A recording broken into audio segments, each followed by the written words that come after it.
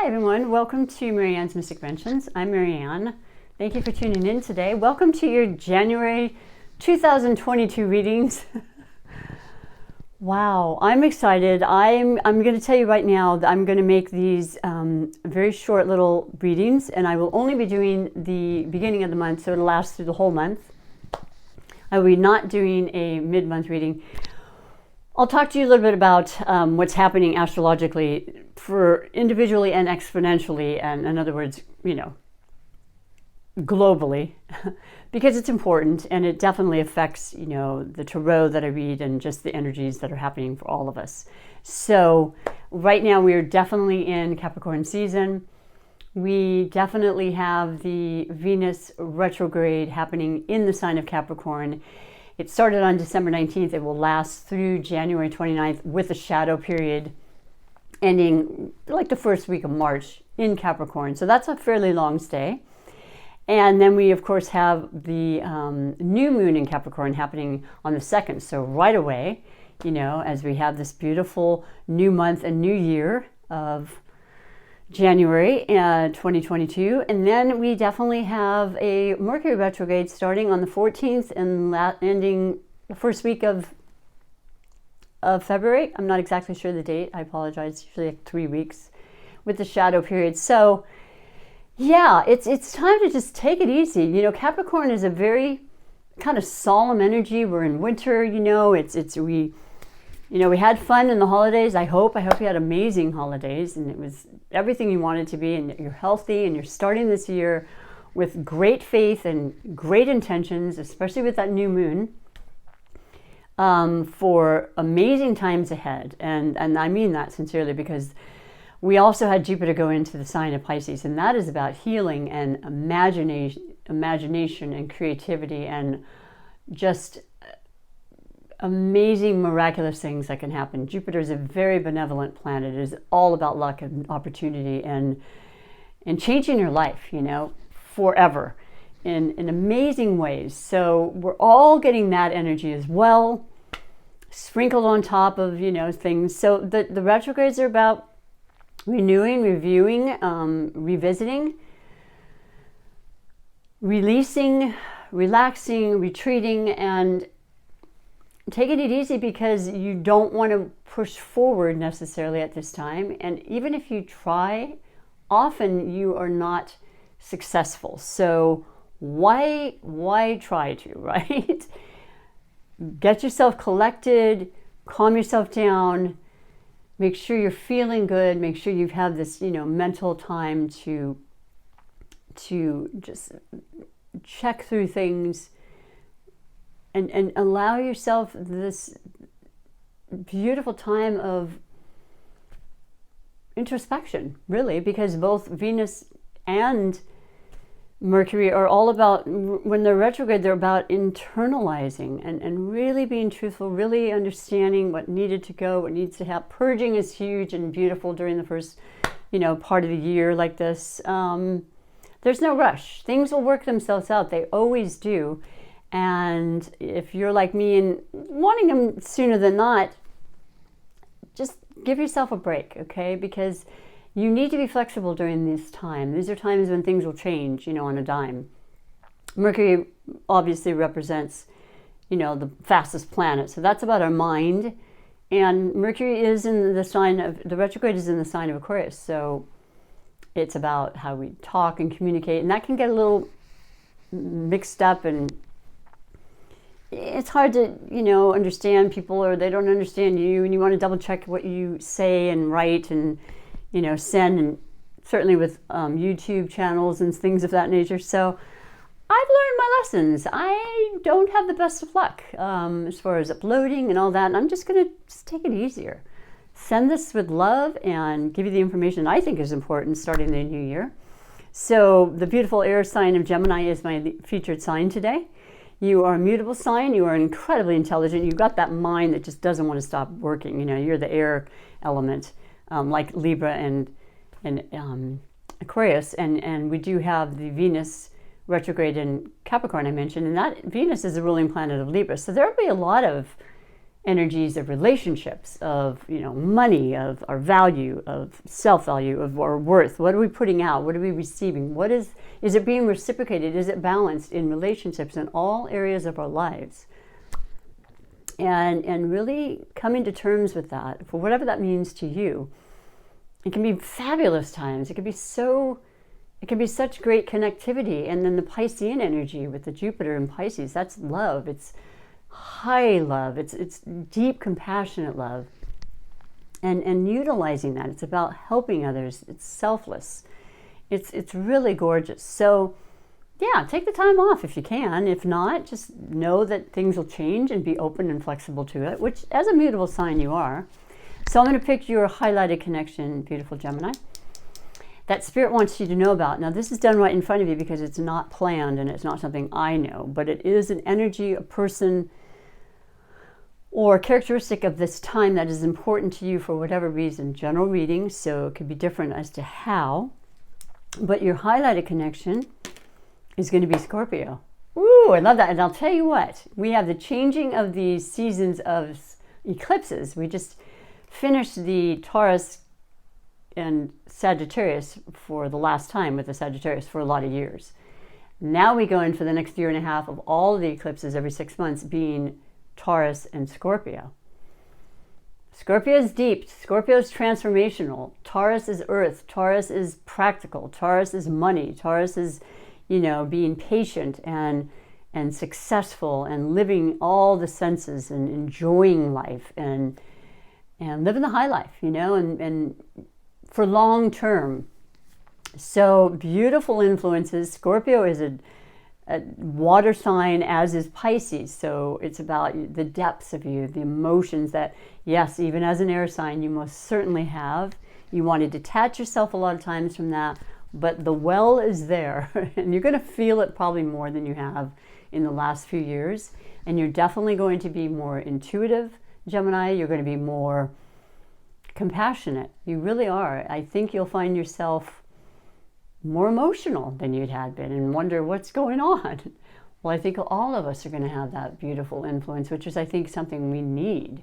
Sometimes it escapes us, and we want to have the balance of that, of course, but at the same time, nothing wrong with that extra bit of love to share and to give and to receive, right?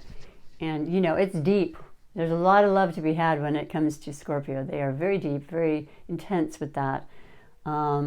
Basically kind of really almost, I can say, you know, in all honesty, possessive. So just working on that and making sure that that's a balance, because you're a freedom-seeking sign, but when you're in love, Gemini, you're all in. So I think there's a lot of things that will come up communicative-wise and in regards to relationships. And if it's not that you're in love with the Scorpio, there's a very deep desire to transform in some way, because that's what the representation of the main character, one of the main characteristics of Scorpio is for you. And, you know, just, yeah, it's other people's money. It's the 8th house. It's death, life, reinventing, rejuvenation, you know, renewal, all of those things. We need that all the time in our lives. And I know you like that too. I don't think you like to be stagnant about anything. You like to keep changing and growing and learning and all those wonderful things, Gemini. If you don't understand this, Scorpio, could be somebody coming in still. And so I'm going to read the 4 major categories for you regarding this highlighted connection and all of your connections, beautiful Gemini. I'm using this beautiful Light Seers deck that I got as a Christmas gift. I love it so much. And the first category is going to be the overall energy, bringing you to the reading of January 2022. Woohoo! It's a 6-year. And it's really, really about balance and just an easier, kind of more, I would say, almost slower energy, which can be good for you.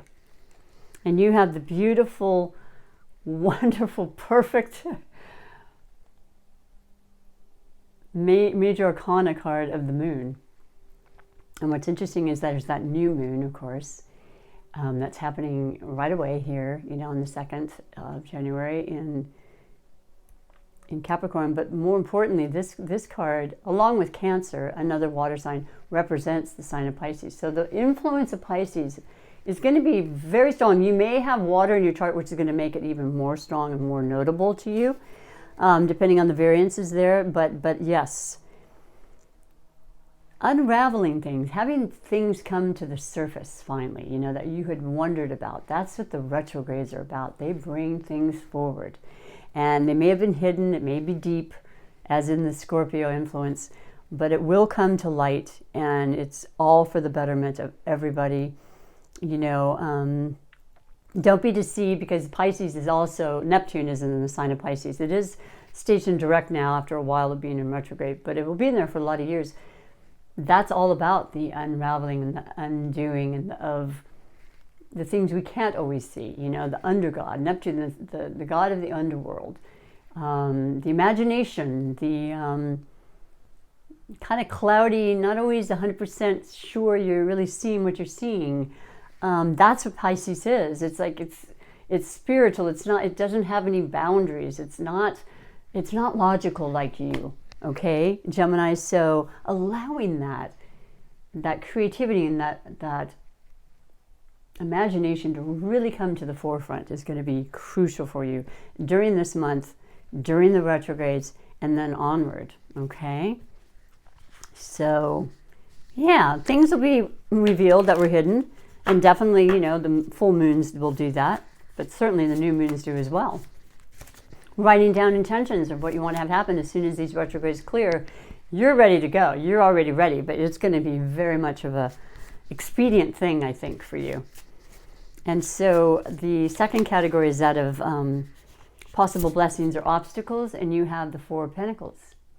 So there's that kind of that possessive energy that I mentioned with the Scorpio, but also the need to kind of hold on, you know, that attachment feeling that comes along with it, with the Four of Pentacles.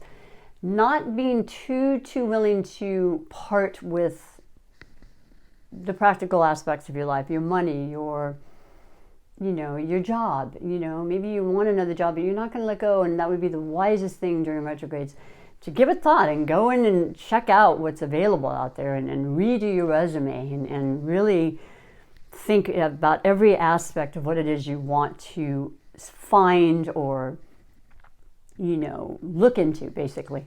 That's what this is showing. You've got enough, and you want to keep it that way. I think we've all had our surprises, and with Uranus in the sign of Taurus for years to come, and certainly throughout this year, Taurus is the money sign. Taurus is the Venus ruled sign. Venus definitely rules love, relationships, and money, all those things that when in retrograde are questioned. We're questioning them ourselves. We're wondering whatever it is you choose to wonder about those energies, but they will be in your mind as an air sign for sure.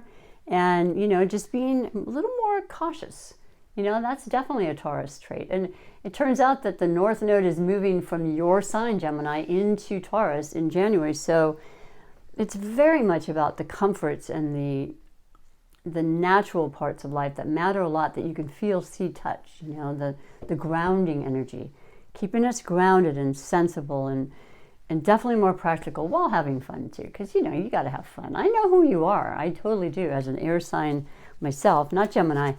I've been around you for all my life. I'm always around Gemini. So, and I love you for the fun. But now you're giving it a second thought. You want to make sure that you're doing your due diligence and you're investing in the proper ways, is what that says. So that would be a blessing to do.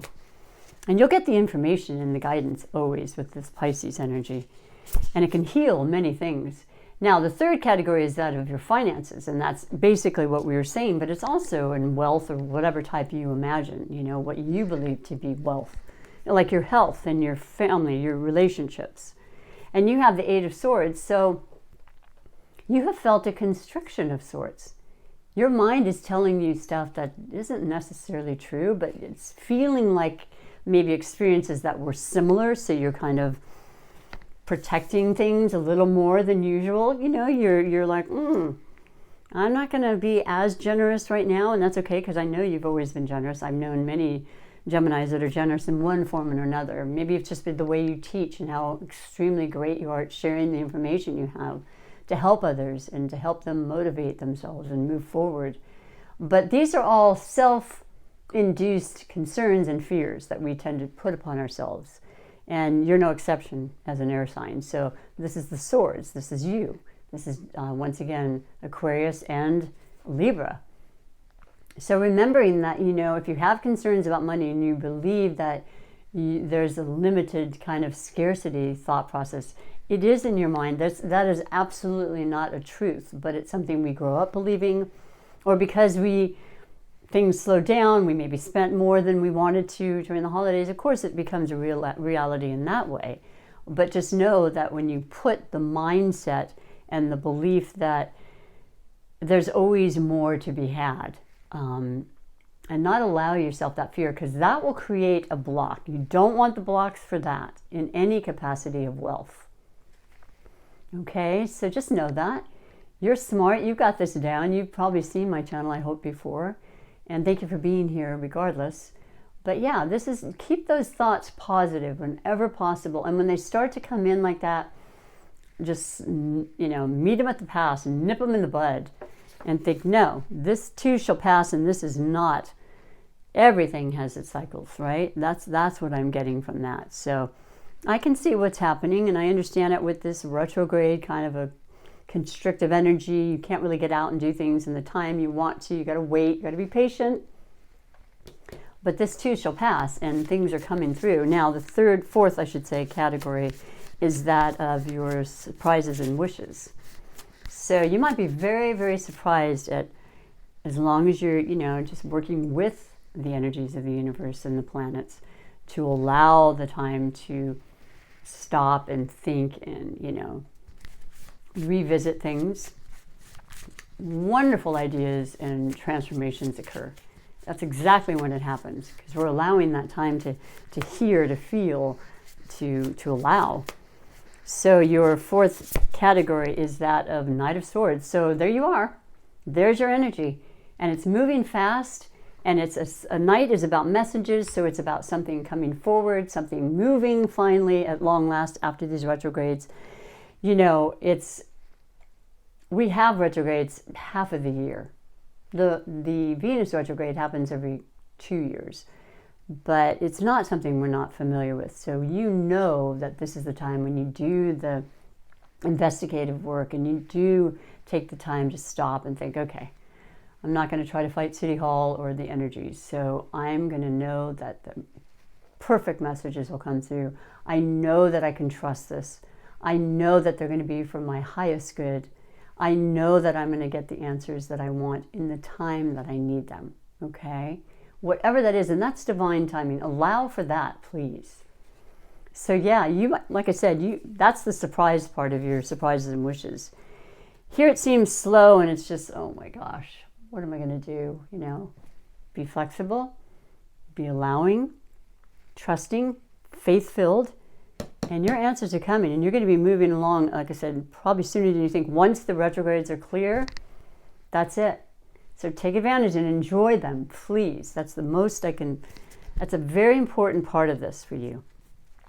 And I will finish with your beautiful oracle message that I absolutely love from another new deck, which is the Unshakable Inner Peace Oracle cards by Shannon Kaiser. Love this deck, love the illustrations, and love the wording and the understanding and the meaning behind it, which is simply sent from love and inspiring kind of information. So for the whole month of January, perhaps further, energies are funny that way and they work differently, but for the most part, it is for the month of January reading. Your message is, love this. These are all new, so they're all just absolutely gorgeous. Eliminate distractions. Stop shining light on the things you are not. That's the 8 of Swords, okay? We don't want to talk about the nots. We want to talk about the yeses and the R's and the, you know what I'm trying to say, the is's. It's 19. It starts a new cycle. It becomes a 10. 1 and 9 is a 10. That's the beginning. It's the opportunity to transform the new moon influence of Capricorn. Keeping it real, keeping it grounded, keeping it, more conservative. One step at a time. How can you reclaim your power? By everything that's been spoken of, right? Everything we've talked about. Allowing, believing, setting your intentions, looking into things that need to be looked into, not just quickly going about something without really knowing what's coming up or what you need to know.